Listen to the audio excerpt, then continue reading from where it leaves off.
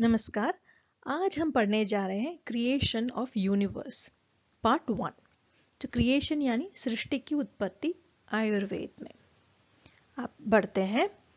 तो सबसे महत्वपूर्ण या फिर सबसे पहला ये जो प्रश्न हमारे मन में आता है कि आयुर्वेद एक चिकित्सा सिद्धांत है, ठीक है। तो चिकित्सा शास्त्र होने के कारण कि हमें क्या आवश्यकता है कि हम सृष्टि के उत्पत्ति के बारे में पढ़ें या फिर कॉस्मोलॉजी के बारे में हम पढ़ें।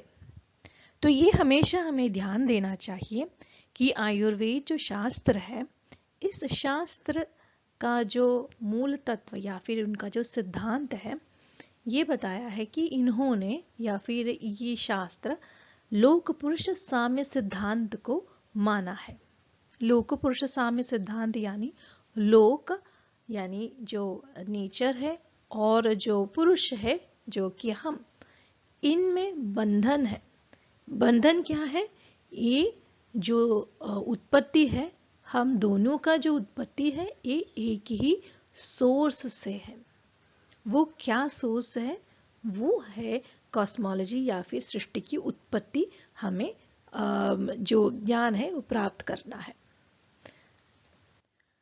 और इसी कारण से हमें कॉस्मोलॉजी के बारे में हम पढ़ते हैं। और जिस प्रकार से यहाँ पर हमारा बंधन है, तो जो पुरुष है यानी हमारी जो शरीर में कोई व्याधि आती है या फिर जो भी चीज़ है, हमारी जो स्वास्थ्य है उसको ऐसे ही मेंटेन कर लेके जाने के लिए कुछ ऐसे तत्व या फिर ऐसे साधनों की आवश्यकता है जो कि हमारी प्रकृति से है, ठीक है।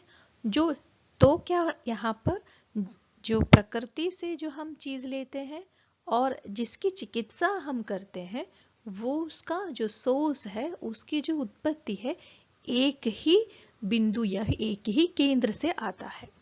और चूंकि एक ही केंद्र से यहाँ पर आ रहा है, इसी कारण से सृष्टि की उत्पत्ति के बारे में हमें पढ़ना है, ठीक है। और एक अगला रीजन भी होता है, यानी जैसे एक सामान्य जो मनुष्य है, मनुष्य का जो क्या कारण क्या है, यानी हम उत्पन्न क्यों हुए, हमारा जो लक्ष्य क्या है। जैसे आयुर्वेद में बताया गया है कि हमारे लक्ष्य जो होता है ये पुरुषार्थ की प्राप्ति के लिए होता है। और कहीं भी ऐसा लिखा हुआ है कि धर्मार्थ सुख साधनम। तो सुख यानी पर बताया गया है कि कहीं पर सुख यानी जो अर्थ भी होता है और जो काम की भी यानी पूर्ति होती है, और जो अंतिम जो आनंद हमें मिलता है या फिर मोक्ष प्राप्ति, वो भी इस सुखार्थ में आ जाता है। और अगर हम उसको 4 हिस्सों में विभाजित करें तो पुरुषार्थ, धर्म, अर्थ, काम और मोक्ष। अब जो पहले तो 3 चीजें हैं यानी धर्म, अर्थ और काम, इनको पूर्ति अगर हम करें तभी मोक्ष की प्राप्ति होती है, ठीक है। तो कैसे हम धर्म, अर्थ और काम की पूर्ति करते हैं? तभी हो पाता है जब हमारे अंदर स्वास्थ्य बना रहता है, ठीक है। अगर स्वस्थ हम नहीं रहते तो धर्म कैसे हम करेंगे? धर्म कर नहीं सकते। अर्थ कैसे होगा? अर्थ कभी नहीं होगा।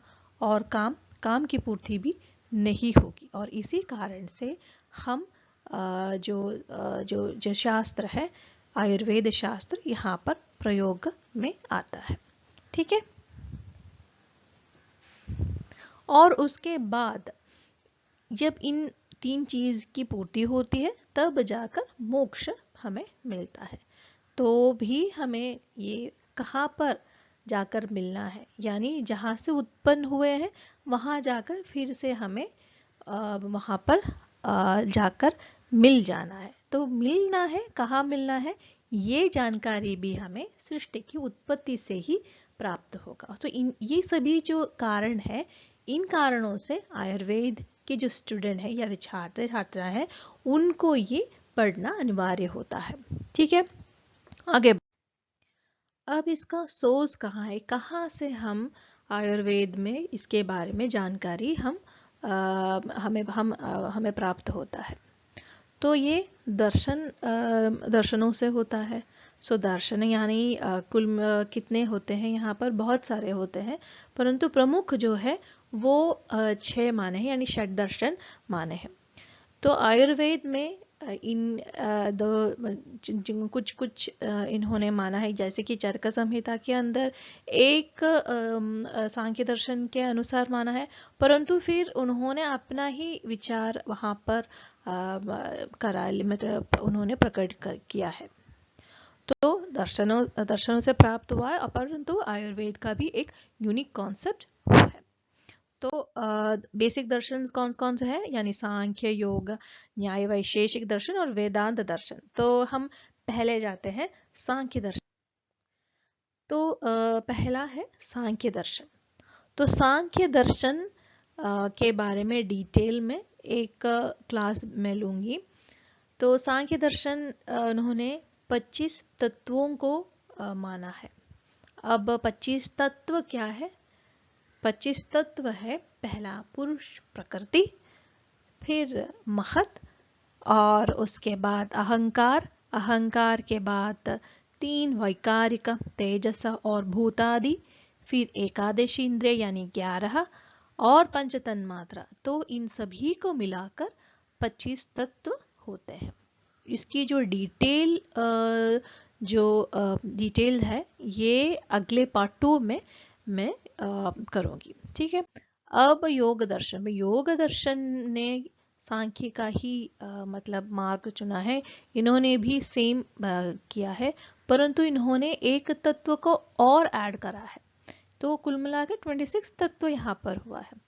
तो एक जो तत्व इन्होंने एक्स्ट्रा करा है वो क्या है? वो है ईश्वर तत्व। तो ईश्वर तत्व को इन्होंने माना है, तो इसी कारण से इसको स ईश्वर सांख्य, और क्योंकि सांख्य दर्शन ने ईश्वर तत्व को नहीं माना है, इसलिए उसको ईश्वर तत्व के बिना होने के कारण उसे निरीश्वर सांख्य भी कहा गया है। ठीक है, अब आगे बढ़ते हैं। न्याय वैशेषिक दर्शन। तो इन्होंने यानी कणाद ऋषि ने अणु को महत्व दिया है। तो अणु यानी एक अणु जो होती है दूसरे अणु के साथ कंबाइन करा, संयोग करता है, और संयोग करने के बाद मिलता है द्वयाणुक। अब द्वयाणुक से तीन द्वयाणुक जो है, यानी एक इसमें 2 अणु होते हैं। ऐसे 3 द्वयाणुक संयोग कर त्रयाणुक को जन्म देती है, और फिर 4 ऐसे त्रयाणुक वो जाकर कंबाइन होकर या संयोग कर चतुराणुक को जन्म देते हैं। अब 5 चतुराणुक संयोग होकर पंचाणुक को जन्म देते हैं, और उसके बाद वहां से कार्य द्रव्य की उत्पत्ति होती है, यानी सृष्टि की उत्पत्ति संपूर्ण, यानी ग्रॉस, जैसे सब्टल से ग्रॉस जैसे आ जाए, सूक्ष्म से स्थूल रूप में प्रकट होते हैं। यह है न्याय वैशेषिक के बारे में। अब वेदांत दर्शन। तो इन्होंने कहा है कि जैसे सूक्ष्म महाभूत की जो कंबाइन होकर सृष्टि की उत्पत्ति हुई है, और इन्होंने एक थियरी भी माना है, यानी पंचीकरण थियरी। तो उसके बारे में डिटेल में फिर कभी क्लास लूंगी मैं। फिर आते हैं हमारे संहिताओं के, यानी पहले वाला चरक संहिता। तो ये इन्होंने सांख्य दर्शन के अनुसार यानी सेम इन्होंने माना है, परंतु यहाँ पर 24 तत्व माना है, 25 तत्व को यहाँ पर मान्यता नहीं दिया है। और ये जो तत्व है इन्होंने 2 हिस्सों में बटा हुआ है, यानी अष्ट प्रकृति और षोडश विकार। तो अष्ट प्रकृति क्या है? यहाँ पर अष्ट प्रकृति होती है अव्यक्त, बुद्धि, अहंकार और महाभूत। और उसके बाद जो 16 विकार है वो है ज्ञानेन्द्रिय 5, कर्मेंद्रिय 5, विषय 5 और मनस 1। अब यहाँ पर जैसे सांख्य दर्शन ने, मतलब सांख्य दर्शन के अनुसार इन्होंने माना है, लेकिन 25 तत्व नहीं पर 24 तत्व है।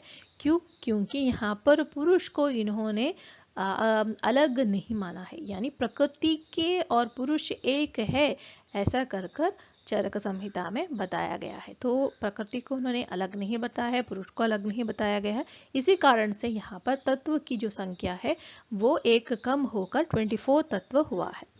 और एक और बात है, यहाँ पर चरक संहिता के अंदर जो आकाश आदि है, यानी जो आकाश, वायु, अग्नि जो है, ये अहंकार से डायरेक्टली आ रहा है। तो बहुत सारे विभिन्नताएं हैं सांख्य दर्शन के इन्होंने लिया है, परंतु जैसे मैंने पहले बताया है कि आयुर्वेद का एक यूनिक कॉन्सेप्ट है। तो यहाँ चरक संहिता में ये प्रमुख चीज़ है, और इसके बारे में अब बहुत सारे डिफरेंस है, वो मैं पार्ट 2 में मैं करूँगी। ठीक है। अब सुश्रुत संहिता, सुश्रुत संहिता के अंदर क्या बताया गया है, तो यहाँ पर जो कारण है वो है अव्यक्त से बताया। तो अव्यक्त को इन्होंने कुछ फीचर्स बताए। तो अव्यक्त का होता है, यानी ये 3 गुण वाले होते हैं, 8 इसकी फॉर्म होती है। परंतु ये बात हमें ये यहाँ पर ध्यान देना है कि जो सुश्रुत संहिता के अंदर 3 गुणों के बारे में सृष्टि उत्पत्ति में बताया गया है, परंतु चरक संहिता अंदर ये गुण के बारे में नहीं बताया, यानी त्रिगुण ऐसी कोई चीज है, ऐसा चरक संहिता में हम नहीं देख सकते। तो ध्यान देते हैं यहाँ पर कि किस प्रकार से आता है, यानी चरक संहिता के अंदर कि अव्यक्त, अव्यक्त से बुद्धि तत्व, बुद्धि तत्व से देखिए यहाँ पर डायरेक्टली आकाश आदि आ गया, यानी आकाश, वायु, अग्नि, जल और पृथ्वी। ठीक है। और इसके बाद होता है, पृथ्वी के बाद फिर दशेंद्रिय, यहाँ से दशेंद्रिय होता है, यानी 5 चीजें हैं, यानी 5 ज्ञानेंद्रिय और 5 कर्मेंद्रिय। और फिर मनस आता है, और मनस के बाद आता है 5 इंद्रिय अर्थ।